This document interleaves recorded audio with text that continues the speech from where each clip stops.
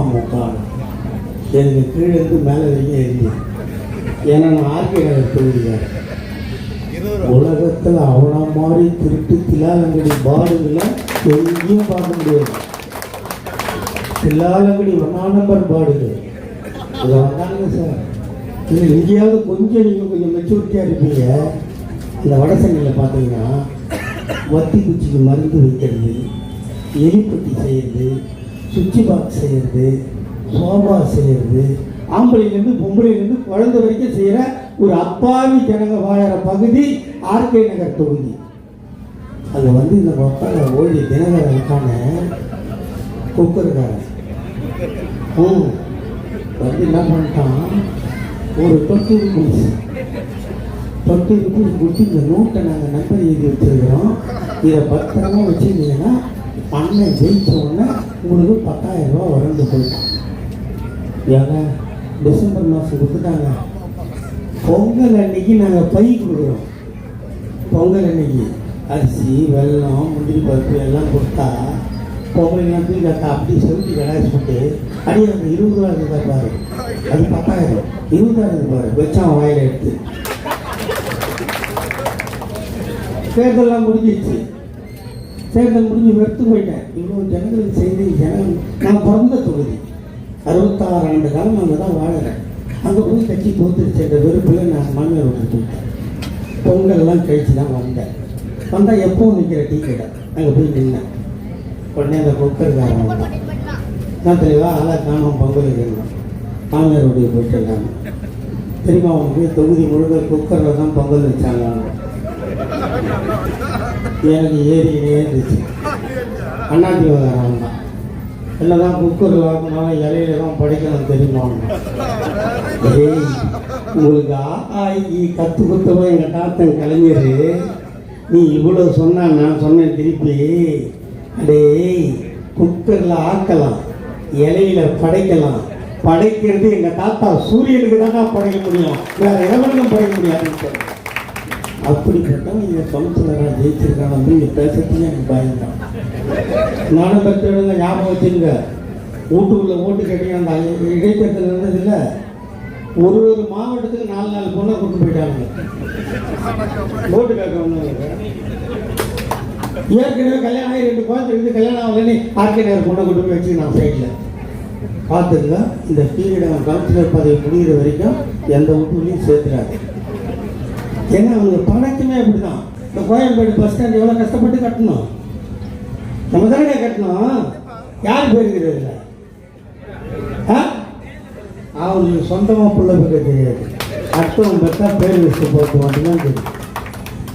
நம்ம பார்த்துக்கு ஊரை சுற்றி 10 செருப்பு தேஞ்சி பொண்ணை பார்த்து நிஸ்தாம்பலம் பண்ணி ஐயரை கூப்பிட்டு ஊரை கூப்பிட்டு சாப்பாடு போட்டு எல்லாம் பண்ணி அப்புறம் ரூமுக்குள்ளே போய் முக்கியில் பொண்ணாகி மாசமாக்கி சீமந்தம் பண்ணி ஆஸ்பத்திரியில் புள்ள பெற்றதுலாம் இவன் எடுத்துகிட்டு போயிடும். இந்த பழப்புக்கு மானங்கட்ட பழப்புக்கு செட்டில் அங்கே திருவாரூர் பக்கிற போலி இந்த சென்ட்ரல் ரயில்வே ஸ்டேஷன் வெள்ளக்காரன் தான் கட்டினான். அது யார் பேர்? ஆனால் எங்கள் அண்ணன் தளபதி இதோ எங்கள் ஆட்சியில் 3.5 ஆண்டு காலத்தில் இதோ கட்டியிருக்கிறார் நூலகம், இதோ கட்டியிருக்கிறார் ஆஸ்பத்திரி, இதோ கட்டியிருக்கிறார் பேருந்து நிலையம். நாங்களே கட்டி எங்கள் தாத்தா டாக்டர் கலைஞரின் பெயரை வைத்திருக்கிறோம். இதுதான் திமுக திராவிட மாடல் ஆட்சி. நீ எடுங்கடா சாமி வேணாம் இல்லை, அந்த அம்மா அவளை பார்த்து பேச கொஞ்சம் உட்காந்தீங்கன்னா நல்லா இருக்கும். நீங்கள் எப்படியும் என்னை விட்டு படமாக தான் ஆக போகிறீங்க. இதெல்லாம் நான் கூடாத அந்த கம்பெனி.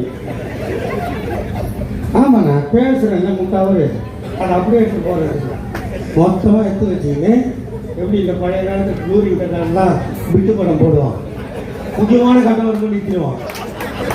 நம்ம அவ்வளோ தூரம் வந்து விட்டாங்க. அந்த மாதிரி இவங்க நம்மளை எங்கெங்கெல்லாம் கட் பண்ணி வச்சு காட்ட முடியுமோ காட்டுறது. கொஞ்சம் உட்காந்துங்கப்பா அந்த சம்பளத்தை வாங்கிட்டு வந்து யாருக்கு நம்ம கொடுப்பீங்க கேட்குறேன். உங்களை தான் வெறும் நான் மட்டுமா பேசுறது? அம்மா நீங்களே வச்சுக்கோ, மாமியார் மாமனாரை கொண்டுட்டியோ?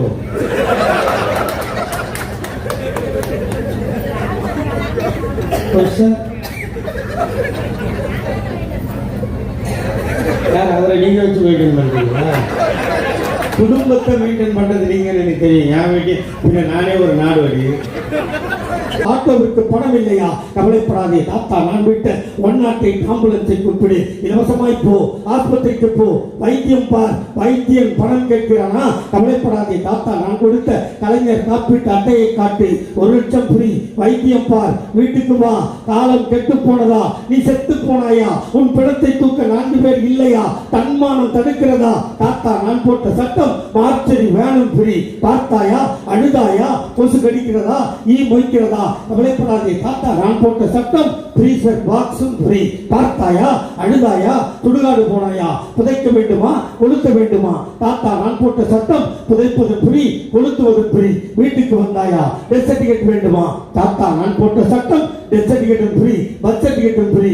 இப்படி கருவறை முதல் கல்லறை வரை இலவசங்களை வாரி வழங்கிய ஒரே முதல்வர் எங்கள் தாத்தா டாக்டர் கலைஞர். ஒன்னா சொல்லுங்க சொல்லுங்கடா பாருங்க. சொல்றாங்க, இன்னைக்கு கச்சாடா வச்சு நடத்துறீங்க, கச்சா வச்சு நடத்துறீங்க. பிஜேபி ஒரு கட்சி, நாங்கள் ஸ்கூல் கட்டணும், டீச்சருக்கு சம்பளம் கொடுக்கணும், கொடுக்க மாட்டேன். ஒரே ஒரு ஆஸ்பத்திரி சொன்னோம், மதுரையில் எய்ம்ஸ் ஆஸ்பத்திரி, அதை கட்டி கொடுக்கல. அங்கே ஒரே ஒரு கல் வச்சுருந்தோம், அதை எங்கள் சின்ன ஒரு பில் சொல்லிட்டாரு. ஒரு நிர்வாணமாக நிற்கிறீங்கள, உங்களை நிர்வாணம் ஆக்கிட்டாரு இல்லைடா. அவரை போய் சொல்கிறீங்க. இப்போ தாத்தாவையும் சொல்லிட்டேன், எங்கள் அப்பனையும் சொல்லிட்டேன், எங்கள் சின்னவர் 10 வருஷம் சொன்னாங்களே. 10 வருஷம் இங்கே ஒரு திருட மந்திரியா இருந்திருக்கிறான். இப்போ ஒரு திருட இங்கே வந்துட்டான் கவுன்சிலரா. இந்த 5 வருஷம் அண்ணா போதா? இப்படி அதிமுக ஆண்ட அத்தனை ஆண்டுகளும் உங்களின் வீழ்ச்சி காலம், திமுக ஆண்ட காலம் அத்தனையும் உங்கள் எழுச்சி காலம். திமுக தோற்காமல் விழுந்திருந்தால் ஐயா கலைஞரே 6வது முறையாக முதலமைச்சராக வந்திருந்தால் இந்த மதுரவாயில் பறக்கும் மேம்பாலம் இந்நேரம் முடிந்திருக்குமா இல்லையா? ஒரு பாலம் சொன்னேன். டி நகர் மேம்பாலம் கட்டினோம் திறந்தோம், பாடி மேம்பாலம் கட்டினோம் திறந்தோம், கோயம்பேடு மேம்பாலம் கட்டினோம் திறந்தோம், கிண்டி மேம்பாலம் கட்டினோம் திறந்தோம். ஒரே ஒரு சப்வே கட்டிருந்தீங்கன்னா சப்வேக்கு போடணும் இல்லை, ஒரு சப்பு இவ்வளவு கட்டுறோம், இவ்வளவு உடைக்கிறோம், யாரால முடியும்? இப்போ சொன்னார் பத்தியா, சுதந்திரம் அடைந்து 75 ஆண்டு காலத்தில் எவனாலும் வாங்கி கொடுக்காத பட்டாவை திமுக எம்எல்ஏ கணபதி தான் வாங்கி தரணும். என்ன சொல்லுவோம்? நன்றி உள்ளவன், நன்றி உள்ள ஜீவன் நாயின்னு தானே சொல்லுவோம். அந்த நாயை விட நம்ம நன்றி கட்டவங்கள போயிட்டோம். ஒரு புற போட்ட நாய் வாழாட்டுல உனக்கு வாழ்வு கொடுத்து உன்னை வாழ வச்சு, நீ அழுந்தால் நீ அழுது, நீ சிரித்தால் சிரித்து, நீ வாழ்ந்தால் வாழ்ந்து, உன்னை வாழ வைக்க எங்கள் உயிரை கொடுத்து நாங்கள் உழைப்போம். ஒரு ஓட்டுக்கு நீ போய் காலில் வரேன்னு சொல்லுவேன். எனக்கு வெக்கமா இருக்கு. நான்சென்ஸ் ஒரு டாக்கி தேவையில்லை. எதுக்கு போனோம்? வைத்தியத்தில் பேசுகிறேன், நடிப்புக்கு பேச தெரியாது. நான் கையில் காகிதம் வைத்துக் கொண்டிருக்கிறேன். பாருங்க, இந்த நோட்டீஸை தவிர என்கிட்ட ஒன்றும் இருக்காது. கிட்டத்தட்ட 66 ஆண்டு காலத்தில் 56 ஆண்டு காலம் பேசிக் கொண்டிருக்கிறேன். இதுவரை எனக்கு ஞாபக சக்தி வீணாக போனதில்லை. ஆனால் இனிமேல் போகும் என்று நான் நம்புகிறேன். வயது கூடிக்கொண்டே போகிறது. நான் என்ன கலைஞர் தாத்தாவா? வயது ஏற ஏற ஏற மூளை வேலை செய்வதற்கு உலகத்தில் அவசியப்படுது. அந்த அவசியப்படுவதை போல் இன்னொருவன் பிறக்கப்படவில்லை. ராமச்சந்திரா மருத்துவமனையில் முதுகுவலி ஆபரேஷன் நடக்கிறது. முடிந்து தண்ணீர் கூட குடிக்காமல் எனக்கு எவ்வளவு செலவானது என்று கேட்டார். அதிசயித்து போறார். உடனே அதிகாரிகளை கூப்பிட்டு, நான் முதலமைச்சர், இந்த நாட்டின் முதல்வர்,